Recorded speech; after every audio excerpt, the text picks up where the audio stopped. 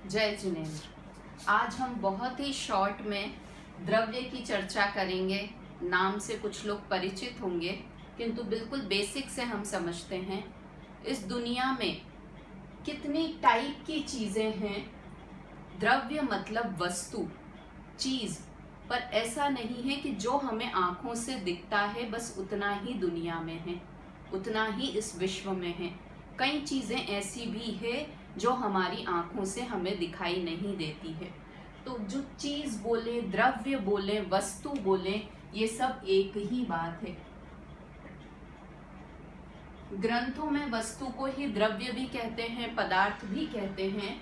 तो इस पूरी दुनिया में 6 टाइप की चीज़ें हैं। चीज़ें तो कितनी हैं कि अनंत चीज़ें हैं, अनंत वस्तुएं हैं, किंतु अगर हम उनके टाइप करें कि टाइप कितने हैं उनके, तो वह 6 टाइप की चीज़ें इस पूरी दुनिया में दिखती हैं। उन्हें ही 6 द्रव्य कहते हैं। वे हैं जीव, पुद्गल, धर्म, अधर्म, आकाश और काल। ये 6 चीज़ें इस पूरे विश्व में, दुनिया में हैं। अब ये 6 चीजें क्या क्या करती हैं, इनका स्वरूप क्या है, हम स्वरूप समझते हैं सबसे पहले कि इन 6 का स्वरूप क्या है।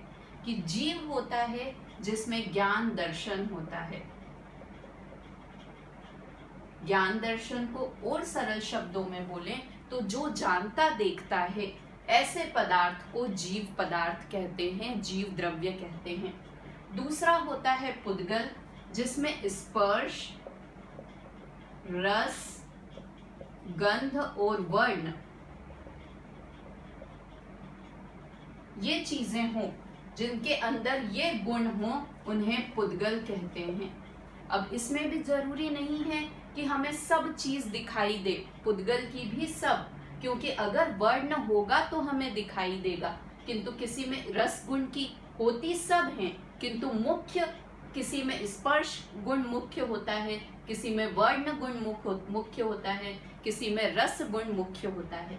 जैसे कि हम हवा की बात करें तो हवा हमें दिखाई नहीं देती है, किंतु हवा में स्पर्श नाम का गुण मुख्य होता है। तो वो सब चीजें पुद्गल कहलाती हैं। उसके बाद है धर्म द्रव्य। क्या होता है कि जो जीव और पुद्गल को, जीव और पुद्गल, ये याद रखना, जीव और पुद्गल, कौन से जीव और पुद्गल, कि ये 2 जीव और पुद्गल है ना, इन दोनों के गति में सहकारी हो, गति में निमित्त हो। मतलब जब जीव और पुद्गल गति करें, गमन करें, तब वो उस समय वहां पर उपस्थित हो। निमित्त क्या होता है, इसकी चर्चा हम कभी आगे करेंगे। किंतु धर्म द्रव्य वो होता है कि जब जीव और पुद्गल गति करते हैं, गमन करते हैं, तो ये द्रव्य वहां पर उपस्थित होता है। अधर्म द्रव्य कि वे ही जीव और पुद्गल जब स्थिति करते हैं, रुकते हैं, ठहरते हैं, तब जो द्रव्य निमित्त होता है, तब तो उस द्रव्य को क्या कहते हैं, जब वो जो द्रव्य वहां पर उपस्थित होता है, उस द्रव्य को अधर्म द्रव्य कहते हैं। आकाश द्रव्य कि जो सभी द्रव्यों के, इसमें ध्यान रखना, जीव और पुद्गल ही बोला था धर्म और अधर्म में, और आकाश क्या करता है कि सभी द्रव्यों के अवगाहन में निमित्त होता है। मतलब सभी द्रव्यों को जगह देने में जो निमित्त बहुत इंपॉर्टेंट है कि वो वहां पर उपस्थित रहता है, अवगाहन देने में जो निमित्त होता है, उसे आकाश द्रव्य कहते हैं। काल द्रव्य क्या होता है कि जो सभी द्रव्यों के परिणमन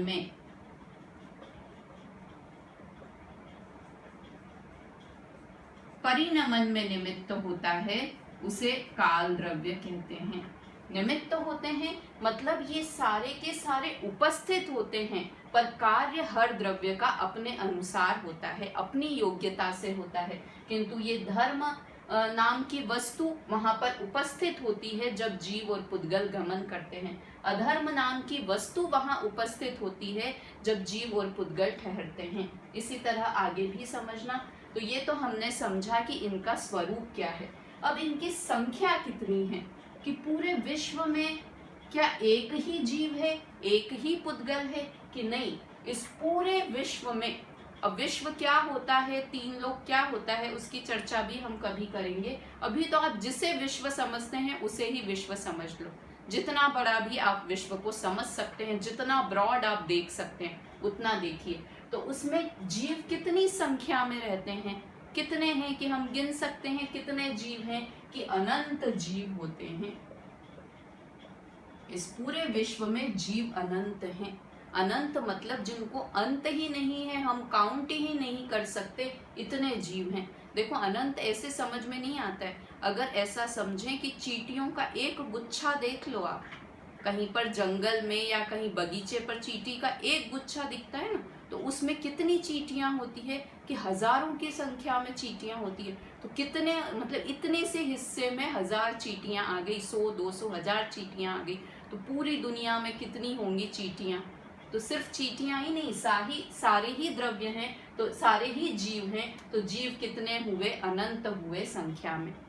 पुद्गल कितने होते हैं? अनंतानंत, या अनंत बोले या अनंतानंत, के जितने जीव हैं उनसे भी ज्यादा संख्या, उनसे अनंत एक्चुअली होता ही वो है कि जिसका अंत ही नहीं है। तो पुद्गल भी इतने अनंत हैं। आपको आसपास निगाह फहराएंगे तो स्पर्श रस गंध वर्ण वाले कितने सारे, एक सब्जी की दुकान पे खड़े हो जाओ, कितने सारे पुद्गल दिख जाएंगे ना। वो तो खैर वनस्पति हुई, उसमें भी जीव हुआ।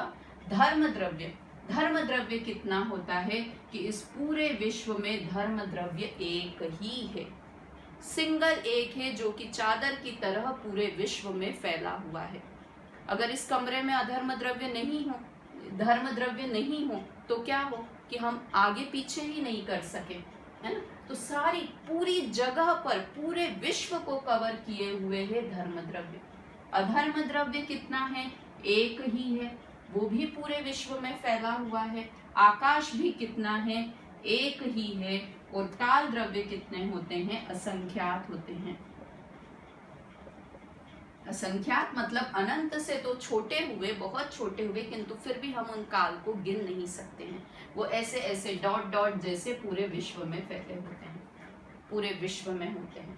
ठीक है, तो इस तरह से ये इनकी संख्या हुई। अब हम बात करते हैं प्रदेश की। प्रदेश कहते हैं नाप के लिए कि अभी जीव कितना बड़ा है। क्या नाप है जीव का? कि जीव होता है असंख्यात प्रदेशी। असंख्यात प्रदेशी, है ना। एक जीव की बात है कि ये एक जीव ही का नाप कितना है कि वो असंख्यात प्रदेशी है। अब ये प्रदेश क्या होते हैं, ये सब चीजें तो अपन इतने शॉर्ट वीडियो में नहीं समझ सकते, उसके लिए तो आपको प्रॉपर क्लासेस अटेंड करनी होंगी। तो ये असंख्यात प्रदेशी होता है एक जीव द्रव्य। पुद्गल कितने होते हैं? प्रदेशी के नाप मतलब साइज कितना है पुद्गल का, कि वो संख्यात भी हो सकता है, असंख्यात भी हो सकता है और अनंत भी हो सकता है। मतलब ये असंख्या, ये बोला ना असंख्यात प्रदेशी, तो हमको लगता है हम तो जीव हैं, हम तो इतने से ही छोटे हैं, हम तो इतने छोटे हैं कि हम अभी इस शरीर के प्रमाण हैं, किंतु जीव कितना बड़ा हो सकता है कि असंख्यात प्रदेश में फैल सकता है। इतना बड़ा विस्तार, 3 लोक जितना बड़ा है ना, उतना बड़ा एक जीव हो सकता है। और पुद्गल छोटे बड़े सब साइज के हो सकते हैं। तो ये इन 3 साइज होते हैं। धर्म द्रव्य कैसा है? असंख्यात प्रदेशी। अधर्म द्रव्य भी असंख्यात प्रदेशी। आकाश द्रव्य होता है अनंत प्रदेशी। इसमें भी आकाश के 2 भेद होते हैं। लोकाकाश है वो असंख्यात प्रदेशी है, उसी को जितना लोकाकाश, आपने फिगर कभी देखा होगा ना कहीं पर, 3 लोक का नक्शा, तो ये असंख्यात प्रदेशी होता है, ये असंख्यात प्रदेशी है लोकाकाश। तो इसीलिए जीव भी इतना पूरा फैल सकता है। धर्म द्रव्य पूरे में फैला है, अधर्म द्रव्य, इसलिए ये सब असंख्यात होते हैं। और ये आकाश तो इस 3 लोक के बाहर का हिस्सा है ना, यहाँ भी आकाश है, इसलिए आकाश अनंत प्रदेशी हुआ। और काल कितने होते हैं? काल एक प्रदेशी ही होता है, वो तो छोटा बड़ा भी नहीं हो सकता है, बस एक है तो एक प्रदेशी ही रहेगा, इतना ही साइज रहेगा। तो इस तरह से ये संख्या की बात हुई। अब उसके बाद हम देखते हैं कि चेतन द्रव्य कितने हैं। चेतन द्रव्य मतलब जो जान सकते हैं, ज्ञान कर सकते हैं। तो सिर्फ एक जीव ही है जिसमें चेतना है, बाकी पुद्गल, धर्म, अधर्म, आकाश और काल, इन सब में चेतना नहीं है, ज्ञान नहीं है। अब उसके बाद चेतन के बाद हम देखें रूपी द्रव्य कितने हैं, कि दिखाई कितने, दिखाई मतलब रूपी में भी फिर अगेन कि वो सिर्फ दिखता है वही रूपी नहीं हुआ, बहुत तरह के। तो रूपी उसे कहते हैं जिसमें स्पर्श, रस, गंध, वर्ण पाया जाए। तो सिर्फ पुद्गल ही रूपी है, बाकी ये सब अरूपी हैं। इनमें किसी में स्पर्श, रस, गंध, वर्ण की हमें आकाश का टेस्ट समझ में आ रहा है, आकाश कैसा है, वैसा नहीं है। और ये आकाश वो नहीं है जो नीला नीला ऊपर दिखाई देता है, वो तो पुद्गल हुआ। तो इस तरह ये चेतन एक सिर्फ जीव है और पुद्गल है वो सिर्फ रूपी है, बाकी सब अरूपी हैं। उसके बाद क्रियावती शक्ति। क्रियावती शक्ति मतलब मूवमेंट करने की शक्ति। अब सबसे बड़ी बात कि सिर्फ हम पैरों से ही नहीं चलते हैं, हमारा ये हाथ भी चल रहा है, मेरी गर्दन भी चल रही है, हमारी कमर भी चलती है। तो सिर्फ चलना मतलब ये जो धर्म अधर्म में बात की थी ना कि चलाने में सहकारी, तो सिर्फ पैदल चलना नहीं, ये हाथ भी उठ रहा है। तो ये जीव की खुद की, तो किस किस में क्रियावती शक्ति होती है, कि जीव और पुद्गल में ही ओनली क्रियावती शक्ति होती है, बाकी सब द्रव्यों में नहीं होती। इसीलिए देखो इसे यहाँ से कनेक्ट करो कि जीव में क्रियावती शक्ति है और इसलिए धर्म द्रव्य जीव और पुद्गल को ही गति करवा सकता है। मतलब निमित्त तभी होता है कि जब खुद में योग्यता हो। तो जीव और पुद्गल दोनों में खुद में क्रियावती शक्ति है, हिलना डुलना चलना फिरना सब कर सकते हैं। तो ये धर्म और अधर्म द्रव्य उसमें निमित्त मात्र होते हैं। तो इस तरह से ये हमने 6 द्रव्य की बात की, बहुत विस्तार भरा हुआ है। एक्चुअली तो जितने ग्रंथ हैं उन सभी ग्रंथों में इन 6 द्रव्य का ही वर्णन होता है या 7 तत्व का वर्णन होता है। तो ये हमने शॉर्ट में बात की, और अगर पूरा जानना है तो हमें सभी ग्रंथों का हमेशा स्वाध्याय, अध्ययन और मनन करना चाहिए।